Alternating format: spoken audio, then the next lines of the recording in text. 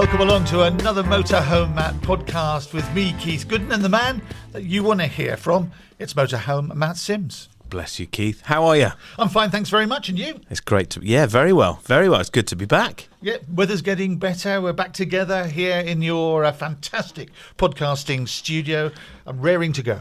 We are indeed. You say the weather's getting better. It's raining outside. Well, it's England. It's not as bad as it was. We've had the longest day, and it's still raining. It's England. We live in England. Indian summer. It's a temperate climate. Rubbish is what it is. September's always a good month. Let's have some news first. What's that in your hand, Matt? A coffee. No, the other one. Oh, okay. Yeah, it's exciting. This is a contract that we've just signed. We are going to the NEC Motorhome and Caravan Show with a stand for the podcast.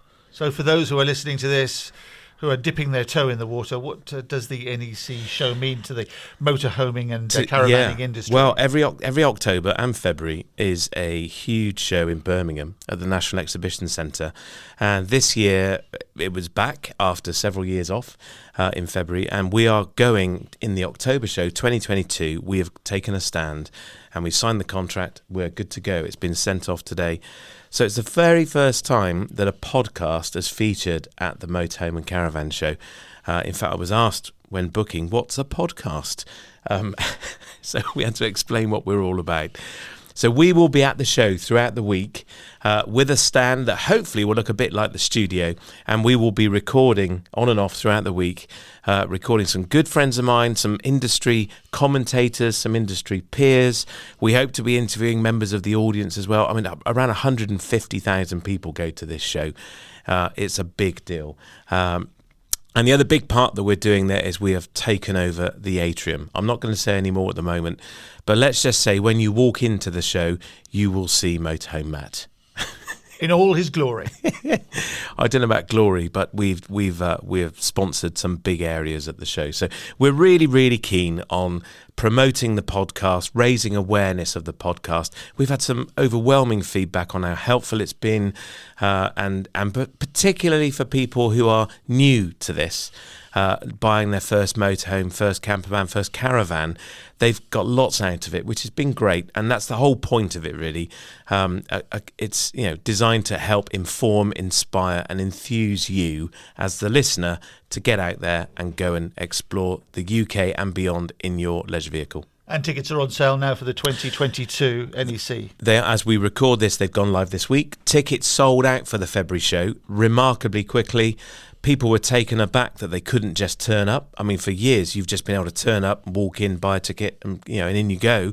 No, not anymore. The organisers are expecting the October show to sell out again, and it will sell out very fast. So today we're recording this. Here we are. What's the date today? End of June, isn't it? As we record today. So the tickets are on sale now. So as you're listening to this, quickly get to the Motorhome Caravan Show website and see if you can get hold of a ticket. Let's hope they haven't sold out by the time you get to them. So that's tickets on sale at the NEC show. You're going to be there in all your glory. I understand you were recognised in the supermarket the other day. I was. My other half thought it was hilarious. Motorhome Matt. You're Motorhome Matt, aren't you? That was exactly what was said with a big point. And I said, I don't know who you are, I'm sorry. That part-time job on the checkouts is we really off, isn't it? We were in Dartmoor as well, and we were walking. We were walking along the River Dart, and someone else recognised me as well. Funny, brilliant. It's lovely that people come and say hello. Really nice. They didn't shout poacher and chase you with a shotgun. No, I managed to escape that. That's a different podcast. Yeah. Now, over the last few podcasts, we've been asking you to get in touch and said we're going to be featuring you on this podcast, and that's what we're going to be doing a little bit later on.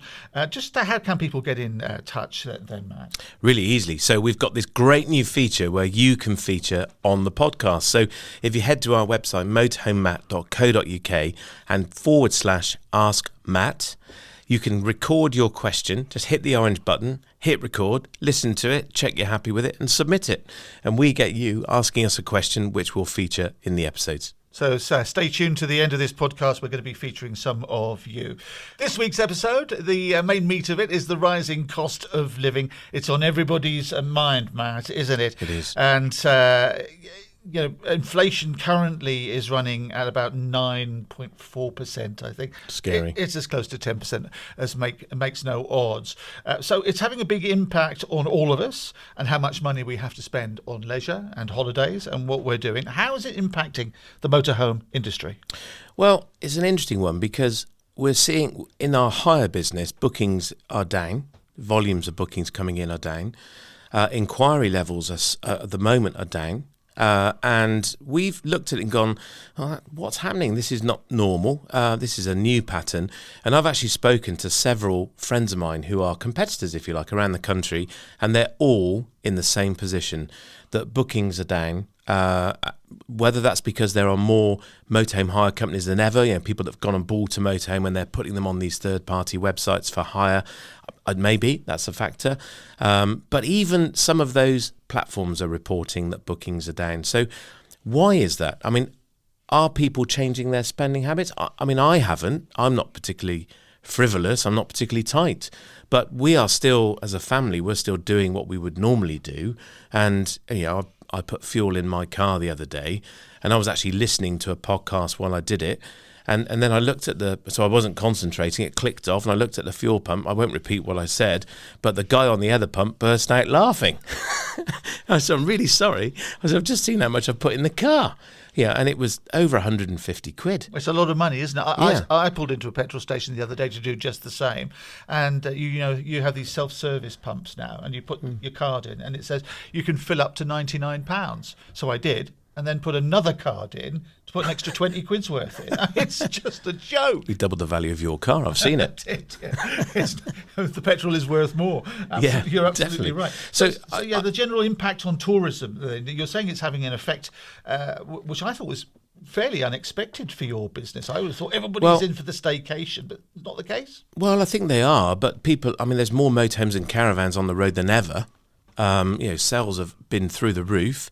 I think there's just a bit of a slowdown at the moment. The general consensus is, which I subscribe to, is that there's going to be a huge rush, and it's going to be lastminute.com. And over the last few years, ignoring 2020 where everything changed, but certainly since 2016, 2017, we have seen more last-minute holiday inquiries than ever, and it became a new trend. We transformed how in the hire business we used to work. A motorhome would come back from holiday, we'd check it over, and then we'd leave it for a few days, and it was cleaned just before it went out. We had to change that, and they had to be cleaned as soon as they came back, because it could be sat there for a week with no booking, and then suddenly the phone would ring. So, we changed how we operated as a reaction to this, what for us was a new trend, and I think that's just now become normal. We have the idea. And the internet and social media has meant, you can see something, you think, that's a great idea. Let's book a motorhome holiday. I didn't know you could hire one. You click within a few clicks, you've booked it. So I think that's going to happen. As a business, we're online, a motorhome holiday company, so people can see the availability for themselves and easily make a reservation. And I think that's going to be a trend this year. We hope so. And as an industry, I've spoken to 8 or 9 other motorhome hire businesses, and we're all in the same boat, some more so than others. But we're all working on the basis that, inquiries aren't coming in. They always do, and it's going to be last minute. And now that means if you're in that position, I would consider booking sooner, whatever you plan to do, because there's going to be limited availability very suddenly. At the moment, there's quite a lot. That's going to change. But as I say, I'm not really changing my spending habits, so I can't really understand why this is happening. I think there's lots of rhetoric around why, but I think the reality is, when you go and fuel your car, you're reminded and go and get to the till. The shopping basket that's gone up significantly in price. So often for many people, maybe there is more month than there is money. If you know what I mean, too much month at the end of the money. Maybe that's a factor. And of course, people, are paying to their energy companies because they're on direct debit to save money.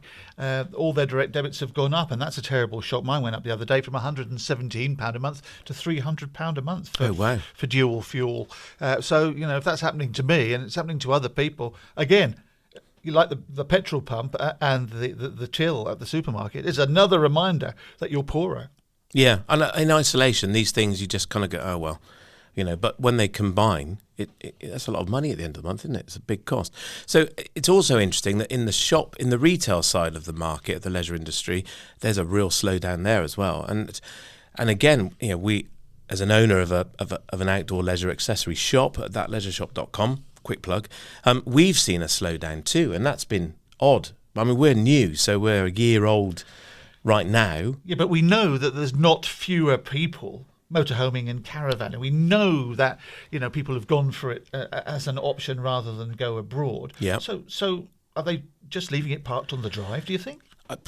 Again, lots of rhetoric around why, and I've spoken to the wholesalers that support us, and they are all seeing a slowdown. They're seeing some of the big retail brands doing flash sales now, half price. That normally happens in September. So some of the bigger brands who are big mouths to feed are, being forced into a corner almost to run a sale to drive, to them. That's great if you're the consumer. So there are some deals to be had, but wholesalers are not hitting target. And some of that is around supplies. So, for us, our warehouse is, the guys have a problem. It's full. We are now suddenly very stocked, and some of that stock was ordered in October, so it's June right now, and we've waited 7-8 months for it to arrive. So lots of businesses, I mean, we're tiny compared to some of the big household names, but we're seeing that we're not quite overstocked, but there will be big players that are, and of course as soon as it's delivered you've got to pay for it. And so that creates a cash flow problem for these businesses. So, they're saying, I want to hold back. I'm not ordering any more. You've just delivered me 100 of those. I don't want another 100. Let me sell those first. So, and we're seeing a bit of that for us.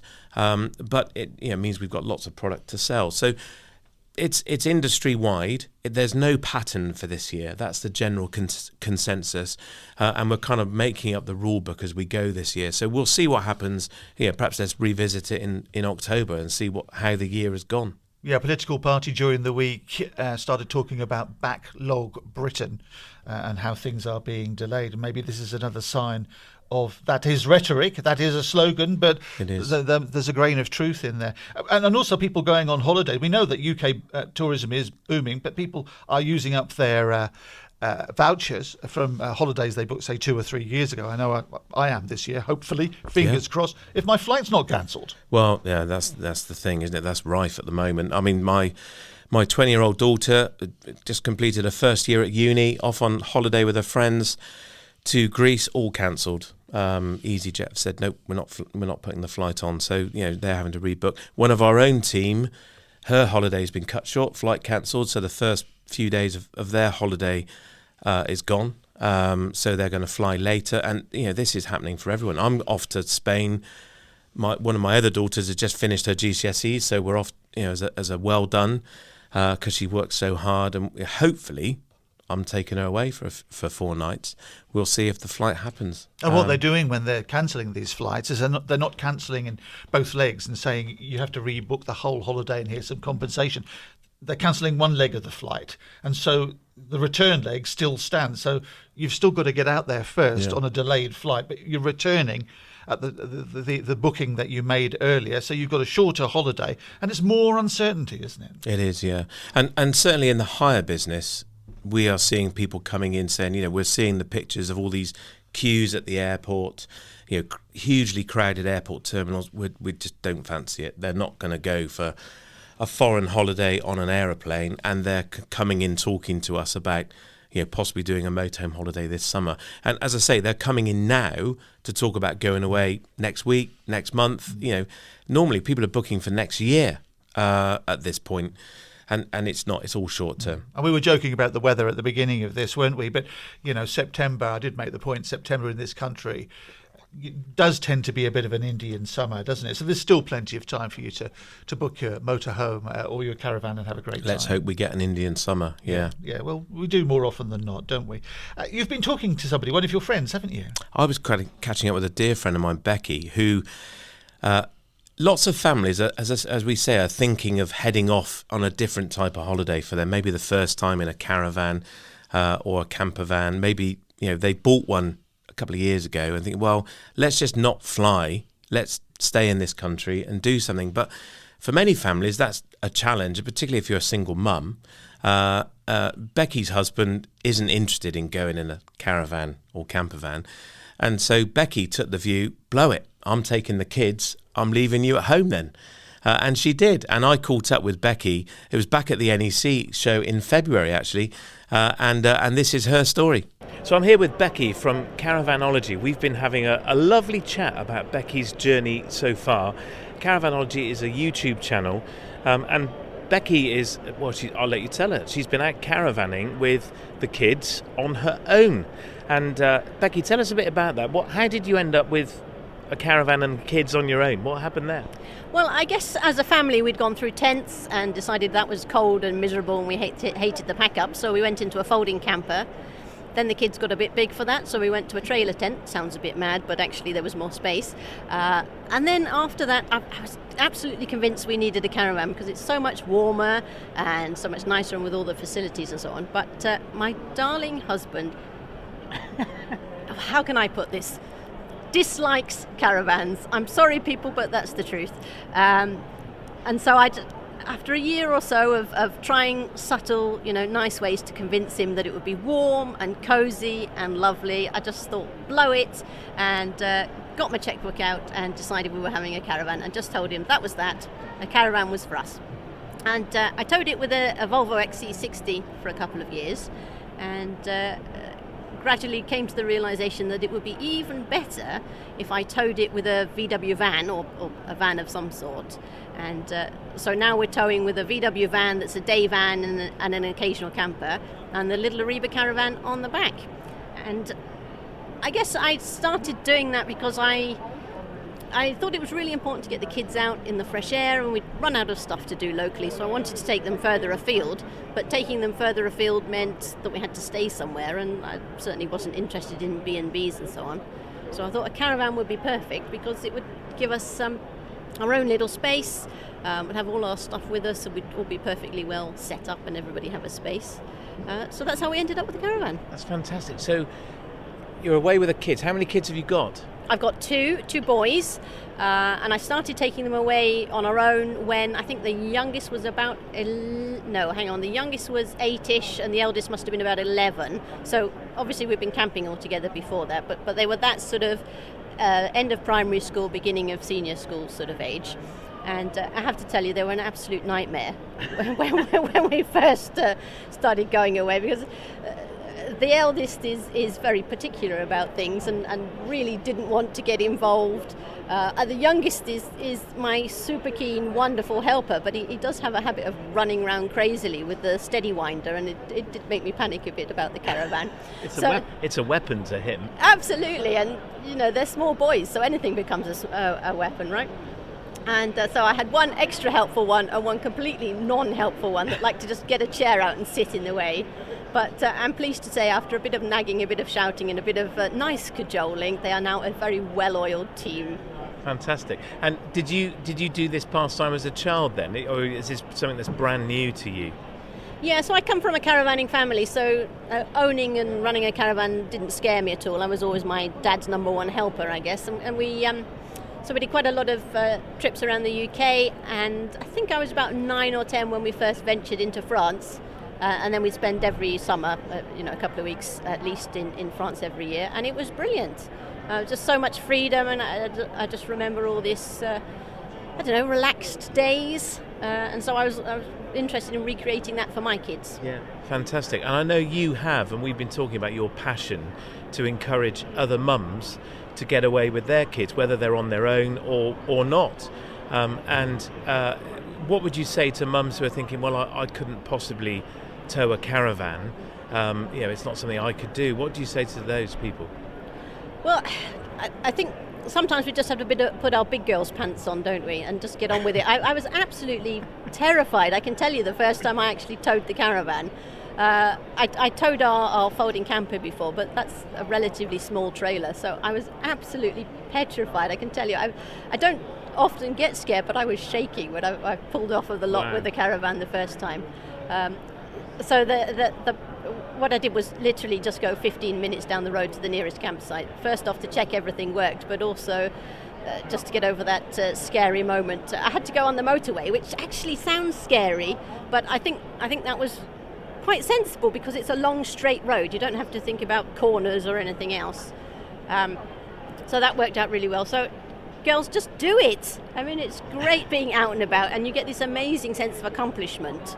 I think if you just sit around in your house thinking what could have been, then you just worry about these things. So I think just do it. It's going to be probably very scary at first. If it's not scary, then probably it should be scary. You're not worrying enough.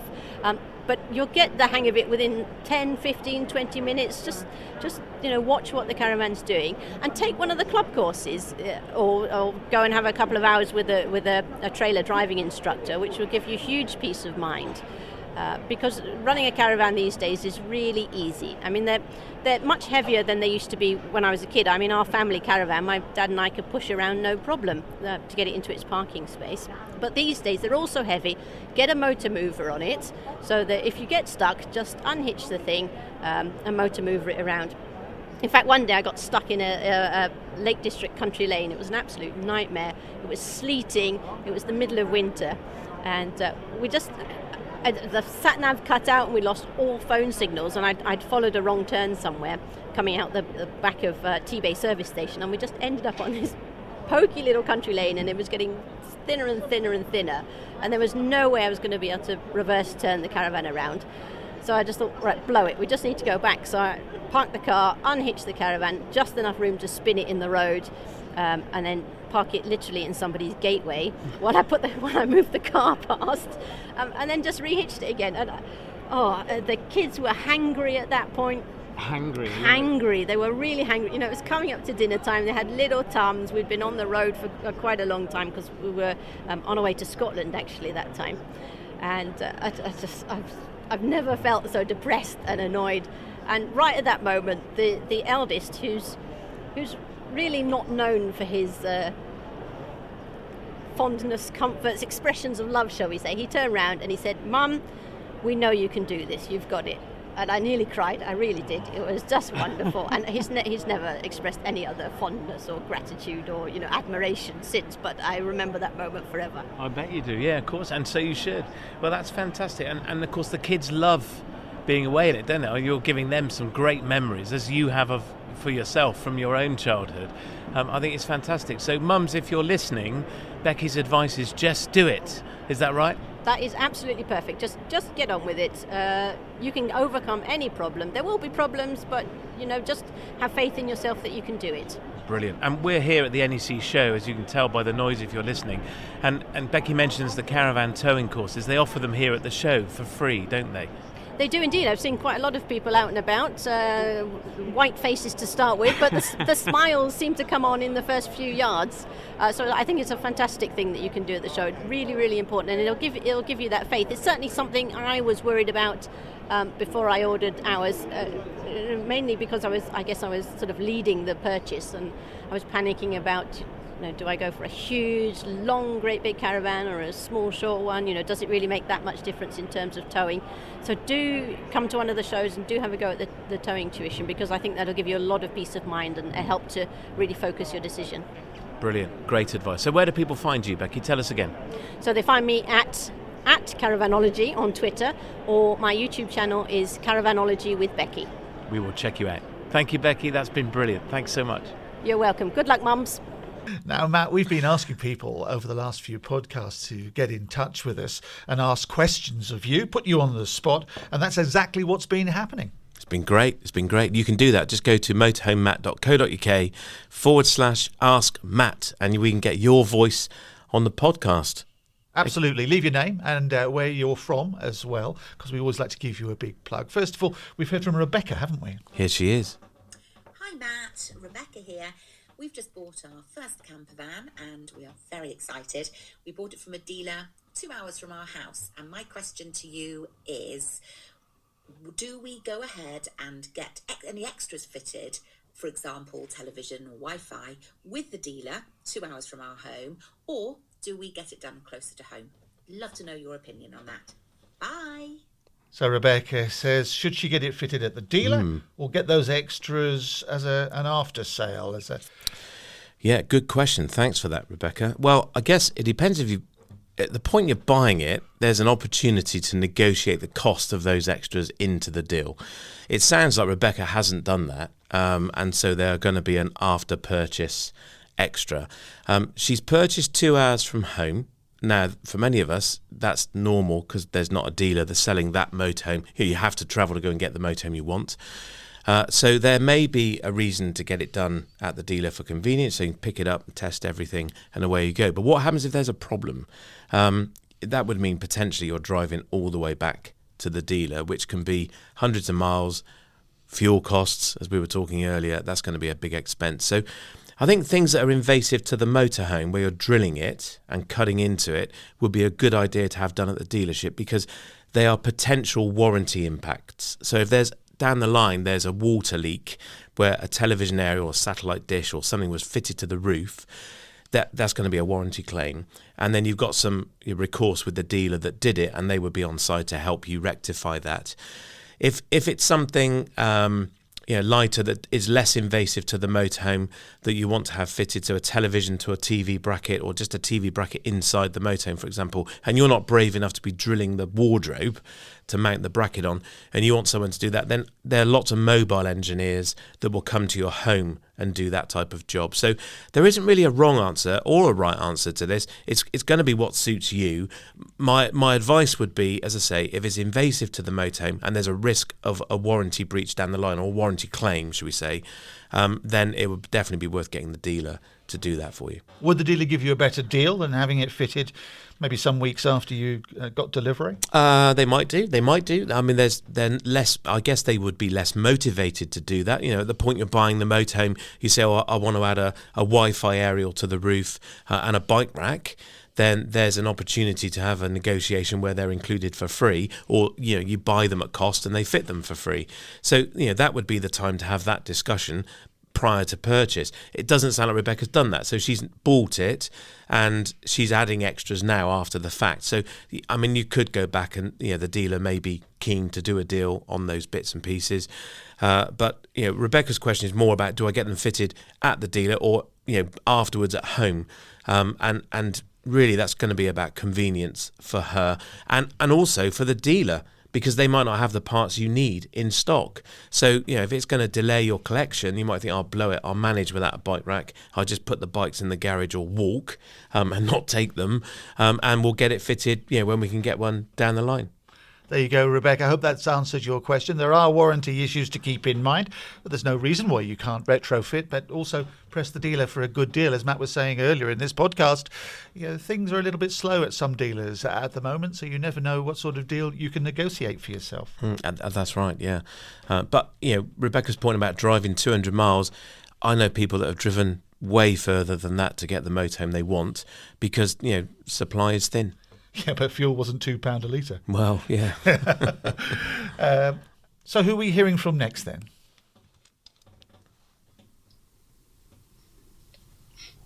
I was listening to a piece about wild camping, but I don't agree with you're allowing them to empty the toilet into a toilet, the cassette into a toilet.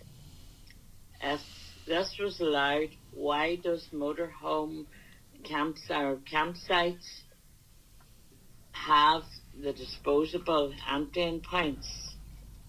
Other people have to use the toilet after you empty your cassette. So an anonymous question there, Matt. So when we talked about wild camping, we talked on many occasions about wastewater. Emptying your toilet cassette down the toilet, thinks it's antisocial. Well, I guess if you make a mess, that's pretty unpleasant, isn't it? I mean, it's going to be predominantly a bluey green fluid that's going down the toilet. It's a valid point. The reality is that the motorhome emptying points for toilet waste are linked directly to the same pipe that the toilet's linked to. So whatever the reciprocal is, it all ends up in the same place, whether that's into a septic tank or into the main sewer. So I guess the piece really is around, I mean, I suggested if you're travelling off grid and you're not able to get to a campsite, always go into a campsite and always try and empty down a motorhome specific waste point. That would be my advice. But if you can't and the cassette is getting full, you need to empty it. And my point in the Wild Camping podcast was, don't go emptying it in a river or under a tree or into a reen, for goodness sake. I mean, that's horrendous and it's totally stupid. At the worst case, empty it into a toilet. Now, dragging your toilet cassette through a motorway services is going to get frowned upon. That may be your only option. I wouldn't recommend trying to do that. But if there's a toilet you can get to where you can empty it. When we get home from a trip, if the kids have gone to the loo or we've gone to the loo in the camper van, we empty the toilet cassette down the toilet. And my advice is aim it on an angle so that it goes round the bowl and down rather than straight in, because it will splash back at you. But you can do it without making any mess. In our motorhome hire team, people will always come home with cassettes that need emptying. Because they've not followed our advice, emptied at the campsite, or they've used it on the journey home. We ask them to empty it when they get back down the toilet. Now, we have a disabled loo where there's plenty of room, and we talk them through doing it safely so there's not lots of splashing. And afterwards, just flush the toilet, wipe it round. If there is some splashing, there's no reason why you can't do it at all, and just clean up after yourself. And be aware there is a mixture of chemicals and waste, isn't it? It's chemical and waste, but you'll leave the toilet with a blue tinge to the water. It's the same way as you've put toilet cleaner down the toilet. And the chemical that goes down, this is the important bit. If you're emptying it down a loo that's going to go into a septic tank, it's really important that you use the green biochemical, so the green version of the chemical, because the blue stuff will upset that biological reaction in the septic tank. So you ideally where it's going. Check with the toilet owner. Some motorway services. We stayed at Two Bridges on Dartmoor, and their toilet system is a septic tank. Their fresh water is their own feed as well. They're so remote, so it's really important that you're not putting waste down the toilets in the hotel bedroom at that hotel, because that is going to block the system and upset the septic tank. So ask the question and make sure you're emptying it in accordance with that. So with a septic tank, if you've been, it's green. That's true. No poo if it's blue. I'm not sure that makes total sense, but it did rhyme. Well done. It did. Now, if you want to get in touch with us, it's very easy to do that. How do we do it, Matt? Head to the website motorhomematt.co.uk/Ask Matt. And if you are too scared to record a message, you can fill out the form and type your message to us. And do leave us your name and where you're from.